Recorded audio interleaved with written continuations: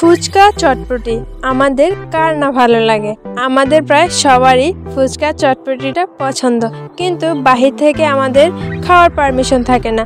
বাইরে গিয়ে খাওয়াটা এটা অনেকের ফ্যামিলি পছন্দ করে না, আমার ফ্যামিলি করে না, তাই আমি এটা জানি। কার কার ফ্যামিলি এরকম আছে আমি জানি না। তো তার জন্য কি আমরা খেতে পারবো না? কখনোই না। আমার যেহেতু বাইরে যাওয়ার পারমিশন নেই, সেহেতু আমি বাসায় তৈরি করি ফুচকা চটপটি, মানে যখন যেটা ইচ্ছা হয় আর কি। তো আজকে আমি সেই রেসিপিটাই আপনাদের সাথে শেয়ার করবো, যেহেতু আমার এখন একটা ছোট্ট ইউটিউব চ্যানেল আছে। সুপ্রিয় দর্শক, আসসালামু আলাইকুম। সবাই কেমন আছেন? আশা করি সবাই অনেক ভালো আছেন। আমি আপনাদের তো আলহামদুলিল্লাহ ভালো আছি। আজকে আমি চটপটি তৈরি করব, তো সেই রেসিপিটাই আপনাদের সাথে শেয়ার করব। আশা করব আপনাদের ভিডিওটি ভালো লাগবে। তো পুরো ভিডিওটি না টেনে দেখতে থাকুন। চলুন শুরু করা যাক।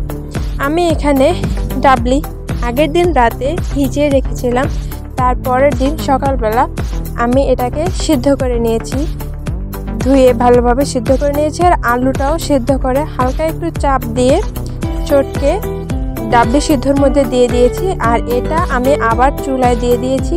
চুলায় দিয়ে এটাকে আবার জাল করে নেব। জাল করে এর সাথে আমি মশলাগুলো অ্যাড করব, তার জন্য আমি আবার চুলায় দিয়ে দিলাম।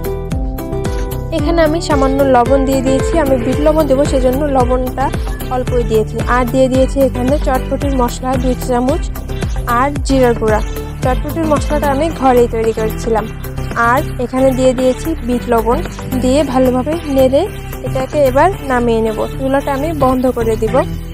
আর এবার আমি তেঁতুলের টকটা তৈরি করার জন্য এখানে তেঁতুল আগে থেকেই ভিজিয়ে তেঁতুলের থেকে এটার পিউরিটা আলাদা করে নিয়েছি, আর খোসার বিচিটাও আলাদা করে নিয়েছি। এর মধ্যে আমি দিয়ে দিয়েছি চটপটির মশলা, চিনি আর লবণ।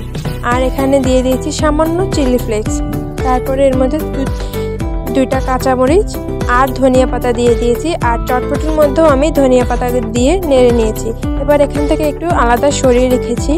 তারপরে দিয়ে দিয়েছি এর মধ্যে চিলি ফ্লেক্স, কাঁচামরিচ, পেঁয়াজ কুচি আর শসা কুচি দিয়ে ভালোভাবে মিক্স করে নিয়েছি। আর যেটা আমি সরিয়ে রেখেছিলাম সেটার মধ্যেও দিয়ে দিয়েছি পেঁয়াজ কুচি আর শসা কুচি দিয়ে দুটোই ভালোভাবে মিক্স করে নিয়েছি। আর এখানে দুটোই আমি একটা বাটিতে ঢেলে রেখেছি। আর একটাতে আমি কাঁচামরিচ চিলি ফ্লেক্স দিইনি, যেটা সরিয়ে রেখেছিলাম সেটাতে, কারণ এটা আমার 2টা ছোট বোন আছে ওদের জন্য। আর বাকিটায় আমি কাঁচামরিচ ঝাল দিয়েছি আর কি, ওরা ঝাল খেতে পারবে না তার জন্য। আর তারপরে আমি এখানে ডিম সিদ্ধ উপরে কুচি করে দিয়ে দিয়েছি। আর দিয়ে দিয়েছি ফুচকা ভেজে গুঁড়ো করে। তো এই তো রেডি হয়ে গেল আমার পারফেক্ট দোকানের মতো চটপটি। স্বাদে কিন্তু একদমই পারফেক্ট এসেছে। তো কেমন লাগলো ভিডিওটি কমেন্ট করে জানাবেন। ভিডিওটি ভালো লাগলে ভিডিওটিতে একটা লাইক করুন। আর আমার রেসিপিগুলো ভালো লাগলে চ্যানেল সাবস্ক্রাইব করার অনুরোধ রইল।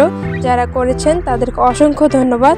দেখা হবে পরবর্তী কোনো ভিডিওতে, সে পর্যন্ত সাথেই থাকুন।